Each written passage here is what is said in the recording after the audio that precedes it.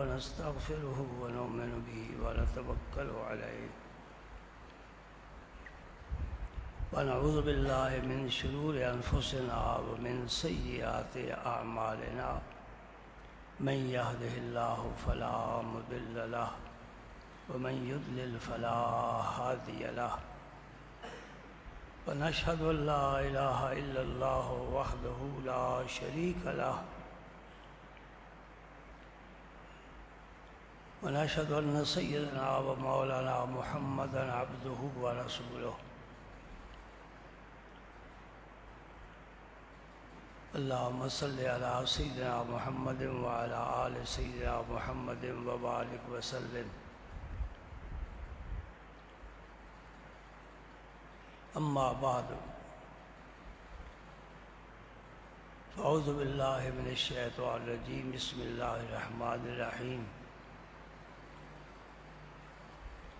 يا أيها الذين آمنوا كتب عليكم الصيام كما كتب على الذين من قبلكم لعلكم تتقون صدق الله العظيم وبلغنا رسوله النبي الكريم ونحن على ذلك لمن الشاهدين والشاكرين والحمد لله رب العالمين یا ایھا الذین آمنوا اے ایمان والو کتب علیکم الصیام رمضان کے روزے تم پر فرض کیے گئے کما کتب علی الذین من قبلکم جس طرح تم سے پہلی قوموں پر امتوں پر روزے فرض کیے گئے لعلکم تتقون تاکہ تم پرہیزگار اور متقی بن جاؤ آیت کریمہ بھی آپ نے سن لی اس کا ترجمہ بھی آپ نے سماعت فرما لیا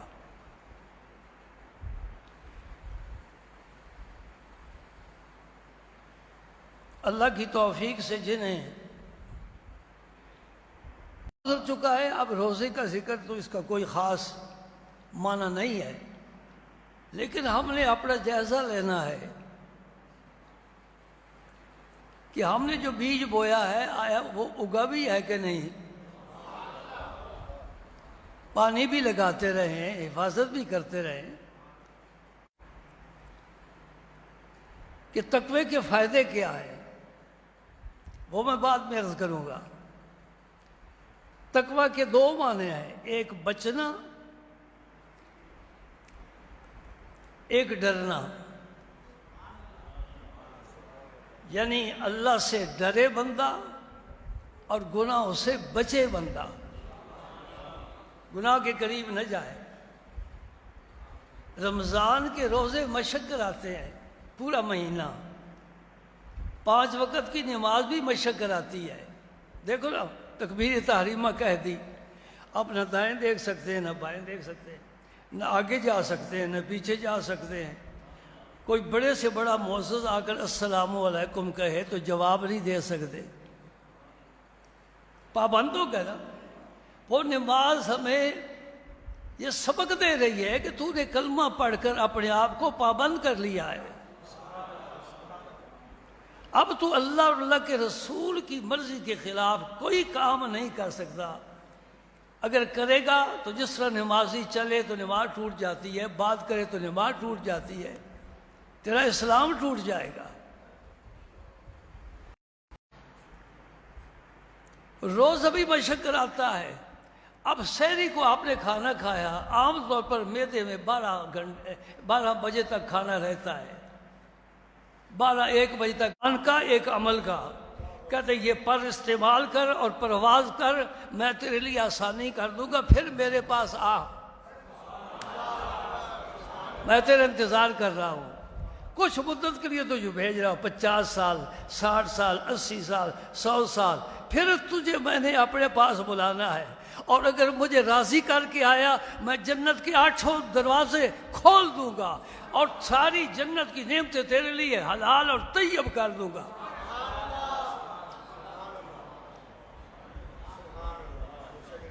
اور جنت کی ایک نعمت کی اگر آپ کو بات بتاؤں تو آپ حیران رہ جائیں۔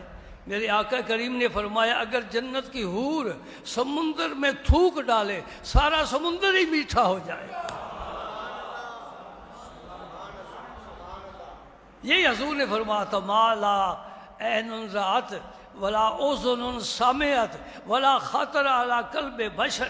رب نے ایسی جنت بنائی ہے کہ نہ کسی بشر کی آنکھ نے دیکھی ہے، نہ کسی کے کان نے سنا ہے، نہ کسی کے دل میں خیال ہی گیا ہے۔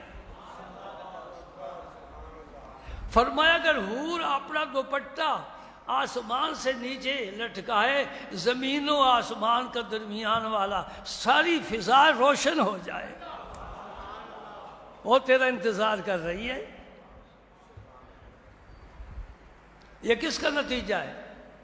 قرآن کہتا ہے ھدی للمتقین، قرآن ہدایت ہے متقی لوگوں کے لیے، اور قرآن کہتا ہے اعدت للمتقین، جنت بھی ہم نے تیار کی ہے متقی لوگوں کے لیے، صرف متقی لوگ جنت میں جائیں گے۔ متقی کون ہے؟ ان اولیاءہ الا المتقون، جو اللہ کے ولی ہیں وہ متقی ہیں، یعنی تقوی کرتے کرتے اس مقام پر پہنچے کہ اب اللہ نے ان کو اپنا ولی اور دوست بنا دیا۔ یہ میرا فرمان بردار ہے۔ تو پہلا معنی ہے تقوی کا بچنا، دوسرا معنی ہے ڈرنا، رب سے ڈرنا۔ بچنا کس چیز سے؟ نمبر 1 شرک سے بچنا۔ الحمدللہ جس کو اللہ نے کلمہ طیبہ نصیب فرمایا اور اس نے دل کی گہرائی سے پڑھ لیا لا الہ الا اللہ محمد الرسول اللہ، وہ شرک سے بچ گیا۔ اس کے دل کی گہرائی میں ہے کہ میرے اللہ کے علاوہ عبادت کے قابل کوئی نہیں ہے، میں سجدہ کروں گا تو اسی کو کروں گا جس نے مجھے پیدا کیا ہے۔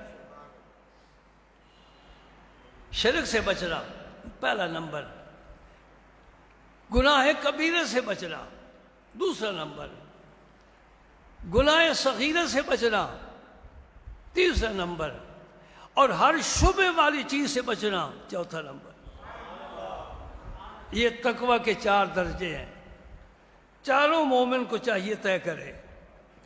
شرک سے تو بچ گیا، گناہ کبیرہ دن میں ہر وقت ہمارے آئے آگے پیچھے، خاص طور پر جو کاروباری لوگ ہیں، میں خطرے کی گھنٹی بجا رہا ہوں، ان کے لیے بہت بڑا خطرہ ہے کہ سارا دن بازار میں بیٹھتے ہیں، عورتیں آتی ہیں، نظر پر پابندی لگانا بڑا مشکل ہے، نظر کو گندہ نہیں ہونے دینا۔ مجلس قائم ہوتی ہے، 2 احباب جمع ہوتے ہیں، غیبت نہیں کرنی، جھوٹ نہیں بولنا، جھوٹی قسم نہیں کھانا۔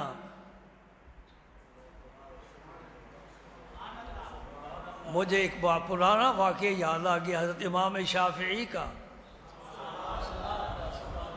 یوں ہی امام نہیں بن جاتے کہ 10 آدمیوں نے یا کچھ لوگوں نے کہہ دیا ہمارے امام ہے، کچھ اللہ نے ان میں اوصاف رکھے ہیں۔ یہ تیسرے امام ہے۔ پہلے ہمارے امام اعظم ابو حنیفہ، ان کا اصل نام نعمان ہے، ان کے والد نام ثابت ہے، یہ کوفہ میں تھے، علی المرتضیٰ کوفہ میں تھے، اور امام اعظم ایک امام ہے۔ تیسرے امام شافعی ہیں، چوتھے امام احمد بن حنبل ہیں جو امام شافعی کے شاگرد ہیں، اور حضور غوث اعظم ان کے مقلد ہیں، داتا علی حجویری امام اعظم کے مقلد ہیں، خواجہ نظام الدین اولیاء رضی اللہ تعالیٰ عنہ یہ امام اعظم کے مقلد ہیں، مجدد الفسانی امام اعظم کے مقلد ہے، بر صغیر پاک و ہند کا ہر ولی، ہر عالم امام اعظم کا مقلد ہے۔ سبحان اللہ۔ تو امام شافعی کی بات میں آپ کو سنانا چاہتا ہوں۔ آپ کے دور کی بات ہے، آپ کو خبر ملی کہ ایک عورت ہے، اس کے ایک کی بجائے 2 سر ہے۔ یہ اللہ کی قدرت ہے۔ امام شافعی نے چاہا کہ میں اس کو دیکھوں، اس کو نہیں دیکھوں، اللہ کی قدرت دیکھوں۔ اب وہ عورت ہے اور غیر محرم ہے۔ توجہ ہے آپ کی؟ یہ باتیں یاد رکھنے والی ہیں، پلے باندھو۔ یہ موتی بڑی مشکل سے ملتے ہیں۔ امام شافعی اس عورت کو دیکھنا چاہتے ہیں، لیکن غیر محرم ہے، میں غیر محرم کو نہیں دیکھ سکتا۔ پھر کیا کروں؟ اس کی طرف پیغام نکاح بھیجا کہ میں تیرے ساتھ نکاح کرنا چاہتا ہوں۔ اس نے قبول کر لیا، اب نکاح ہو گیا۔ اب تو جائز ہے نا؟ آپ گئے، اس کو دیکھا، رب کی قدرت دیکھی، حیرت میں ڈوب گئے، واہ مولا کریم صاحب کے 1 سر، اس کے 2 سر۔ اس کے بعد طلاق دے دی، فارغ۔ صرف یہ قدرت دیکھنے کے لیے اس کو حلال کیا کہ میں حرام کا مرتکب نہیں ہونا چاہتا۔ نسل پر پابندی ہے۔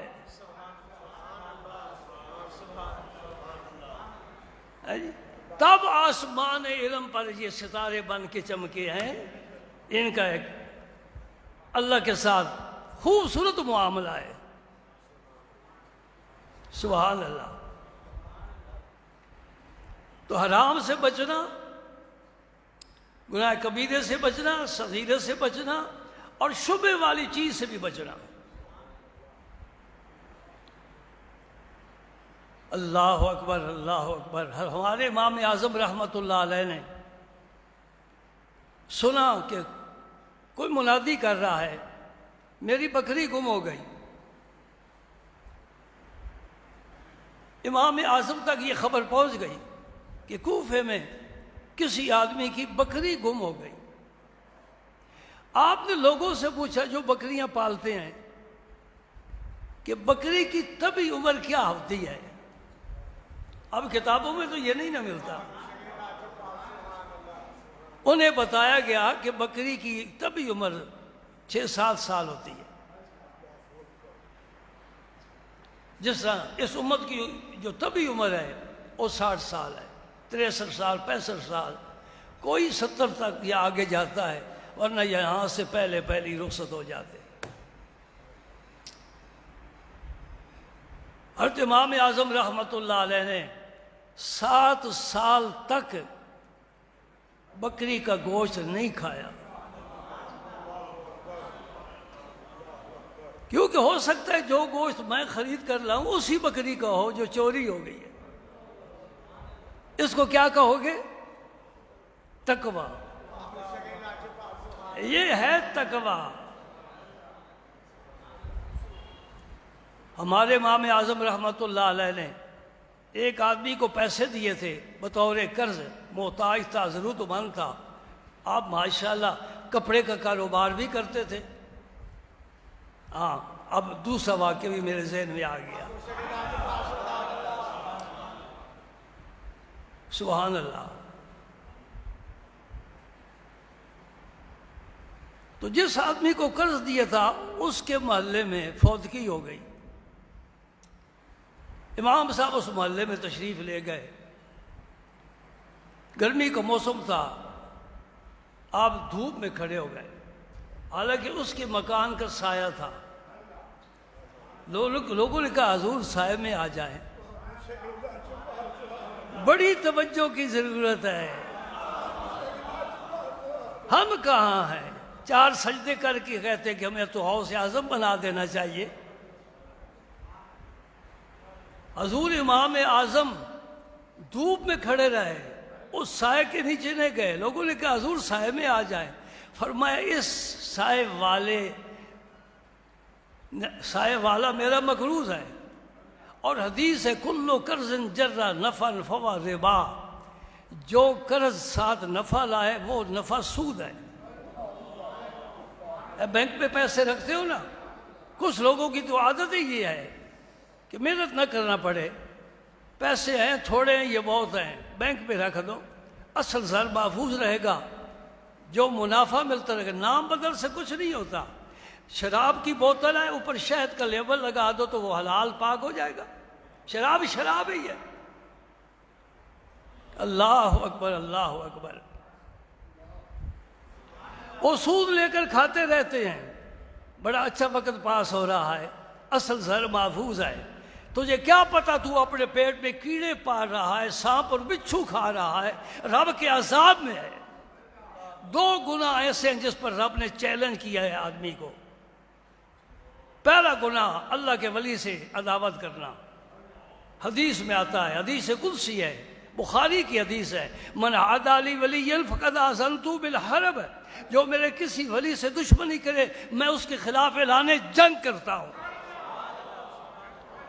اور میں بڑے مجمع میں ممبر پر بیٹھ کر کہہ رہا ہوں، جہلم میں ایک ایسا شخص ہے جو سارے ولیوں سے دشمنی کر رہا ہے، اس کے خلاف رب نے اعلان جنگ کیا ہوا ہے۔ اعلان جنگ کا کیا مطلب ہے؟ جب مرے گا اسے کلمہ نصیب نہیں ہوگا۔ یہ ترجمہ میرے پیر و مرشد نے کیا ہے۔ حضور شیخ الاسلام فرماتے تھے کہ رب کی جنگ کرنے کا کیا مقصد ہے؟ رب پتھر نہیں برسائے گا، آخری وقت کلمے کی نعمت واپس لے لے گا، دنیا سے بے ایمان ہو کر جائے گا۔ یہ رب کی جنگ ہے۔ نمبر 2، جو آدمی سودی کاروبار کرتا ہے، سود دیتا ہے لیتا ہے، اس کے خلاف قرآن کہتا ہے کہ اللہ پاک اس کے خلاف اعلان جنگ کرتا ہے۔ وہ حلال نہیں کھا رہا، حرام کھا رہا ہے۔ اس لیے فقہاء نے لکھا ہے کہ جس کے پاس آپ کسی کو قرض دیتے ہیں تو اس سے تحفہ قبول نہ کریں کہ وہ سود میں شمار ہوگا۔ ہاں اگر پہلے سے آپ کا دوستانہ ہے، تحفے دیتے لیتے ہو، پھر کوئی حرج نہیں، لیکن اس کی وجہ سے کہ میں نے اس کو پیسے دیے ہوئے، جو بھی اس سے نفع حاصل ہو سکے۔ امام اعظم دھوپ میں کھڑے رہے، اپنے مقروض کی دیوار کے سائے میں نہیں آئے کہ اس سے بھی نفع اٹھانا سود میں نہ شمار ہو جائے۔ یہ ہے تقویٰ۔ آپ کپڑے کا کاروبار کر، آپ کے والد صاحب بھی کپڑے کا کاروبار کرتے تھے، تو ایک دفعہ آپ دکان پر گئے تو ایک تھان دیکھا، وہ تھان عیب ناک تھا۔ سیل مین کو کہا کہ جس کو بھی بیچے تو یہ دکھا دینا، یہ عیب دکھا دینا، ویسے نہ بیچنا کپڑا۔ حضور نے فرمایا کہ عیب والی چیز عیب چھپا کر بیچے، اس کی تجارت میں برکت نہیں ہوگی۔ ہم کہتے نکلتا ہے، نکلنے دو۔ یہ 2 نمبری اللہ کے ہاں نہیں چل سکتی، یہاں کام چل جاتا ہے۔ معاملہ تو اللہ کے ساتھ صاف رکھنا چاہیے۔ اس لیے حضور نے فرمایا جو جس فن میں ماہر نہیں وہ کام نہ کرے۔ ایک آدمی طب نہیں پڑھی ہوئی، حکمت نہیں جانتا، وہ مطب کھول کر بیٹھ جاتا ہے 4 نسخے لے کر، اس کے لیے سخت گناہ ہے، اس کی روزی حلال نہیں ہے۔ پہلے طب پڑھے، کسی استاد سے سیکھے، پھر مطب کھولے۔ اس کی مثال یوں سمجھو، ایک ڈرائیور نہیں ہے، پختہ ڈرائیور نہیں، گاڑی لے کر نکل گیا، کتنے مسافر ہیں، کیا کرے گا؟ مرے گا، مارے گا۔ جو کام اس نے سیکھا نہیں۔ پھر مجھے اجازت دو یہ بات بھی کہنے کی، ممبر پر بیٹھنے والا بھی وہی شخص ہو سکتا ہے جس نے دورہ حدیث پڑھا ہوا ہو۔ ہر مولوی نہیں بیٹھ سکتا۔ جس کو علماء نے سند دی ہو باقاعدہ، یہ سند اجازت ہوتی ہے کہ تو ہماری جگہ، اب تو عالم ہے، بیٹھ کر پڑھا بھی سکتا ہے، خطبہ بھی دے سکتا ہے۔ اور ہر چھوٹا بچہ ممبر پر بیٹھ کر، اس کی خرابی یہ ہے کہ ہمارے عقائد بھی خراب ہوئے، ہمارے اعمال بھی خراب ہوئے، تحقیق بھی نئے سے نہیں آئی۔ دیکھ لو 1400 سال گزر گئے ہیں، آج تک یہ فیصلہ نہیں ہو رہا کہ تراویح 20 رکعت ہے کہ 8 رکعت ہے۔ کب ہوگا؟ قیامت کے دن ہوگا۔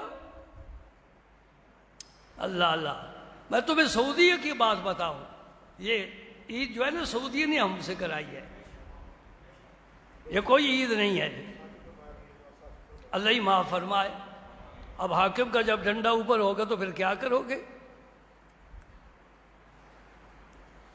گورنر ہو مدینہ پاک کا، نام اس کا حجاج بن یوسف ہو، 1,20,000 بے گناہ اس نے قتل کیے، کیونکہ اس کے ہاتھ میں تلوار ہے۔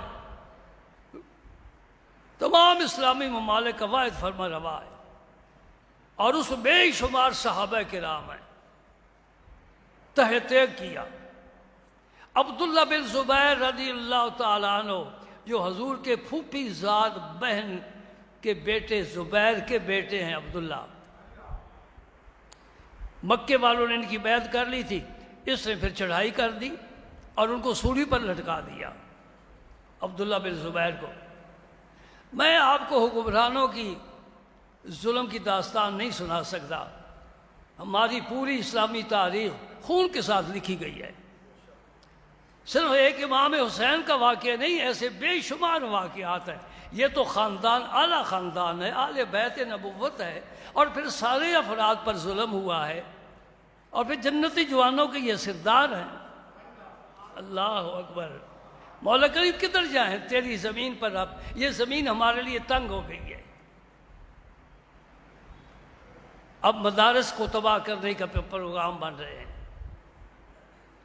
یہاں جو اللہ اور اللہ کا رسول کا نام لیا جاتا ہے وہ ہماری مرضی کے ساتھ لیا جائے، تم آزاد نہیں ہو۔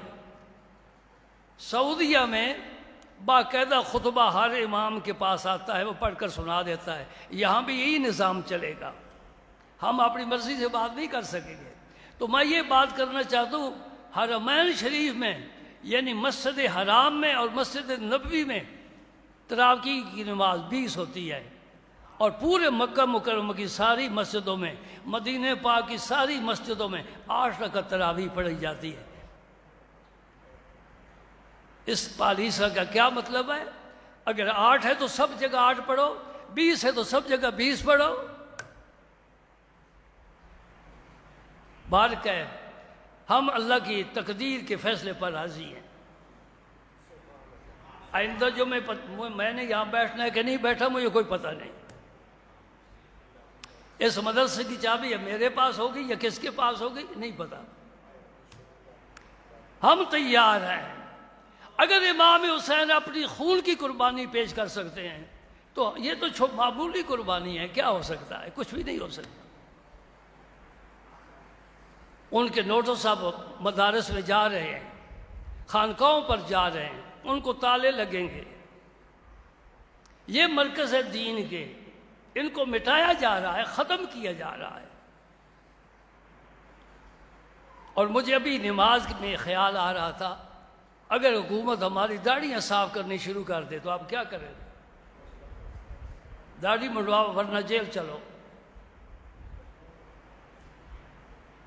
بعض ملک ایسے ہیں نا جہاں عورت برقع نہیں پہن سکتی، آپ کے علم میں ہے، نیٹ سے وابستہ ہو۔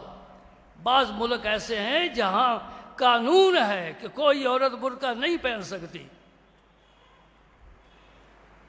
اے اللہ سب کچھ تیرے سپورٹ ہے۔ اقبال کہتا ہے اگر انجم، اللہ اللہ اللہ اللہ۔ چلو میں اپنی بات سناتا ہوں آپ کو۔ حضرت امام اعظم نے فرمایا جو بھی آئے نا اسے یہ تھان دکھانا کہ یہ داغ والا ہے، اس کی قیمت اور ہے۔ شام کو اب سارا دن آپ کے ذہن میں رہا کہ یہ سیل مین سے غلطی نہ ہو جائے، یہ بیچ ہی نہ دے۔ شام کو آپ جب حساب لینے کے لیے تشریف لے گئے تو سب سے پہلے آپ نے پوچھا کہ وہ تھان بک گیا ہے؟ جی بک گیا ہے۔ فرمایا تو نے خریدار کو بتایا تھا کہ اس میں یہ عیب ہے؟ جی مجھے خیال نہیں رہا۔ فرمایا آج کل کی سیل کتنی ہے؟ اتنی۔ فرمایا یہ فقیروں مسکینوں میں تقسیم کر دے۔ اس تقوی کی راہ پر چلیں گے امام اعظم کے متعلق امام شاہرانی نے جو ہیں تو شافعی مسلک کے، لیکن امام اعظم کے عاشق ہیں، تعریف کرتے ہیں، کئی صفحات لکھ دیے ہیں۔ انہوں نے لکھا ہے کہ امام اعظم رحمۃ اللہ علیہ نے 40 سال تک وہ 20 تراویحیں پڑھنے والوں، اور وہ بھی 1 مہینہ، کوئی بیٹھ کر، کوئی کھڑا ہو کر، کوئی کرسی پر، امام اعظم نے 40 سال عشاء کے وضو سے صبح کی نماز پڑھی ہے۔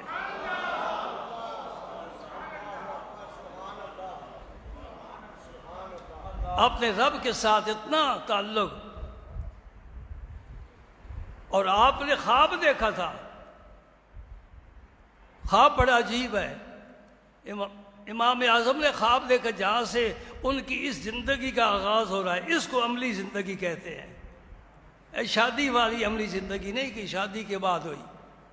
حضرت امام اعظم نے خواب دیکھا کہ میں نے رسول پاک صلی اللہ علیہ وسلم کا مزار مبارک کھولا ہے، اور اس میں جو ہڈیاں ہیں ان کو میں علیحدہ کر رہا ہوں۔ آنکھ کھل گئی، جسم پر کپ کپی تاری، میں کہاں پہنچ گیا ہے، تو معاملہ خواب کا۔ اس زمانے میں تعبیر کے امام ابن سیرین تھے، یہ تابعی ہے اور امام ہیں، ان کی بات بھی سنا دوں۔ گھی کے 80 مٹکے ابن سیرین نے خریدے۔ ملازم نے بتایا حضور 1 مٹکے سے چوہا نکلا ہے۔ آپ نے فرمایا کون سا مٹکا ہے؟ ضائع کر دو۔ حضور وہ میں بھول گیا ہوں۔ فرمایا کہ 80 کے 80 مٹکے ضائع کر دو۔ تقوی کا ہے، تقوی کا بڑا اونچا مقام ہے۔ آدمی بھیجا ابن سیرین کے پاس کہ ایک آدمی نے یہ خواب دیکھا ہے، آپ نے ذکر نہیں کیا، ایک آدمی نے یہ خواب دیکھا ہے۔ ابن سیرین نے فرمایا کہ وہ شخص اللہ تعالیٰ اسے یہ کام لے گا کہ رسول پاک کی حدیثوں کی حفاظت کرے گا، چھانٹ چھانٹ کر حدیثیں حفاظت کرے گا۔ آج کل کا جو فرقہ رفع یدین کرنے والا ہے، یہ امام اعظم کا سخت دشمن ہے۔ ہم ان کے دشمن نہیں ہیں، رفع یدین حدیث سے ثابت ہے، بے شک کریں، لیکن اللہ کے بزرگوں سے، اللہ کے ولیوں سے عداوت نہ رکھیں۔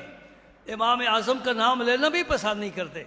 یہ کہتے کہ امام اعظم کو صرف 18 حدیثیں یاد تھی بس، اور فقہ میں اتنا امام اعظم نے کام کیا ہے کہ امام شافعی فرما گئے کہ ساری مخلوق امام اعظم کا فقہ میں کنبہ ہے، کنبے کی پرورش کی جاتی ہے۔ امام اعظم ساری مخلوق کی فقہ کی پرورش فرما رہے ہیں۔ امام شافعی امام محمد کے شاگرد ہیں، امام محمد امام اعظم کے شاگرد ہیں۔ تو امام شافعی فرماتے میں نے جتنا امام محمد سے علم حاصل کیا ہے کسی سے حاصل نہیں کیا۔ امام اعظم کی کتابیں پڑھا کرتے تھے۔ میں آپ سے ایک سوال کرتا ہوں، آپ کے گھر میں مکھن ہے، ماشاءاللہ مکھن، 1 کلو پورا مکھن، تو کوئی آپ کو یہ کہہ سکتا ہے کہ ان کے گھر میں دودھ نہیں ہے؟ یہ مکھن کہاں سے آیا؟ تمہارے ذہن کی بات کر رہا ہوں، کتابی حوالہ نہیں دے رہا۔ جس گھر میں مکھن ہے اس گھر میں پہلے دودھ تھا، اس دودھ کو بلویا گیا تو مکھن نکالا گیا۔ امام اعظم کے پاس اگر حدیث نہیں ہے، حدیث کے اور فقہ کے مسائل کہاں سے اس نے دے دیے؟ حدیث سے ہی مسائل نکالے ہیں۔ ہاں، حدیث پاک کام کرنے والے اور لوگ ہیں، اس لیے امام بخاری ہیں، امام مسلم ہیں، امام ترمذی ہیں، جنہوں نے حدیث پر کام کیا ہے۔ لیکن امام اعظم نے حدیث کی بجائے فقہ پر کام کیا ہے کہ یہ مسائل لوگوں کو حدیث سے نہیں مل سکتے۔ میں ایک سوال آپ پیش کرتا ہوں، یہ گردن پر مسح کرتے ہو نا، جب وضو کرتے ہو گردن پر مسح کرتے ہو۔ 1 نمبر، جب نماز پڑھتے ہو زیر ناف ہاتھ باندھتے ہو، وہ یہاں ہاتھ باندھتے ہیں، ٹھیک ہے وہ بھی باندھے، ہم زیر ناف ہاتھ باندھے، یہ دو مسئلے، ایک گردن پر مسح کرنا، ایک زیر ناف ہاتھ باندھنا، وہ وضو کا مسئلہ ہے، یہ نماز کا ہے۔ اب میں آپ کو کہتا ہوں سارا شہر جا ہے، ابو داؤد ہے، نسائی ہے، موطا امام مالک ہے، مصنف ابن شیبہ ہے، حدیث کی بے شمار کتابیں، امام بخاری کی استاذوں نے کتابیں لکھی ہیں۔ یہ دو مسئلے مجھے حدیث سے نکال کر دو، کہاں لکھا ہوا ہے کہ گردن پر مسح کرنا، اور کہاں لکھا ہوا کہ ہاتھ زیر ناف باندھنا؟ ہاں امام اعظم کے پاس جائے گا تو وہ کتاب میں کھول کر تجھے بتائے گا۔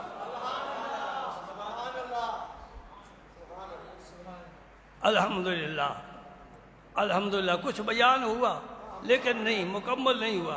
تقویٰ، میں نے آپ کو قرآن کی آیت سنائی، ان اولیاءہ الا المتقون، اللہ کے ولی کون ہیں؟ اعدت للمتقین، جنت تیار ہے کن کے لیے؟ روزہ کیوں رکھو؟ تاکہ متقی بن جاؤ۔ یہ راستہ ہے اللہ تک جانے والا۔ جو گناہوں میں مبتلا رہا، توبہ نہیں کی، شرک سے تو بچ گیا، کبیرہ کر رہا ہے، صغیر میں میرے نبی کا کلمہ بلند ہو، اسلام کا پرچم بلند ہو، میں سلام کرتا ہوں اپنی پاک فوج کے جوانوں کو، اے اللہ ان کی حفاظت فرما، ان کے خون کا ایک ایک قطرہ ہماری جانوں سے زیادہ۔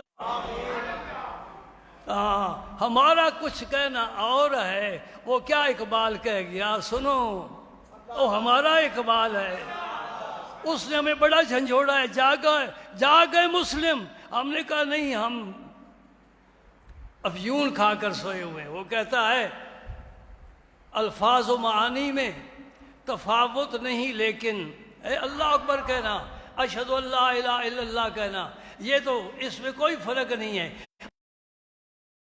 تفاوت نہیں، لیکن ملا کی اذا اور ہے، مجاہد کی اذا اور ہے۔ ملا اذان کہتا ہے تو جو نمازی بوڑھے بوڑھے آ جاتے ہیں، مجاہد اذان کہتا ہے تو ملک فتح ہو جاتے ہیں۔ میں نے اپنی آنکھوں سے 65 کی جنگ دیکھی ہے، اس وقت میں سیال شریف تھا، حضور شیخ الاسلام نہیں سکتے تھے تو آپ کے پاس رات کو آ کر آپ ساری رات دعائیں فرماتے تھے، ساری رات ایک دعا آپ نے مجھے عطا فرمائی، میں نماز پڑھاتا تھا کہ نماز کے بعد یہ دعا مانگنا، ہم اس پر آمین کہیں گے، وہ مسلمانوں کی فتح کی دے تھی۔ الحمدللہ 17 دن میں ہی ہندو بھاگ گیا۔ مومن کے پاس جو جذبہ ایمانی ہے یہ ایٹم سے زیادہ طاقتور ہے، یہ پرواہ نہیں کرتا، ٹینک آ رہا ہے نیچے لیٹ جاتا ہے، بچے نہیں ہیں تیرے، تجھے اپنی زندگی سے پیار نہیں ہے، تو زندگی کی بہاریں نہیں دیکھنا چاہتا، وہ کہتا ہے سب کچھ ٹھیک ہے پر جنت میرا انتظار کر رہی ہے۔ فیل اپنے اسماء حسنہ کے توفیل ہر محاذ پر مسلمانوں کو فتح عطا فرمائے، ان کی مدد فرمائے، انہیں غالب فرمائے، دشمن کو مغلوب فرمائے، فتح و نصرت کے شادیانے بجے پوری دنیا۔ اگر مسلمان ممالک جمع ہو جائے، خدا کی قسم ان کا بال بھی کر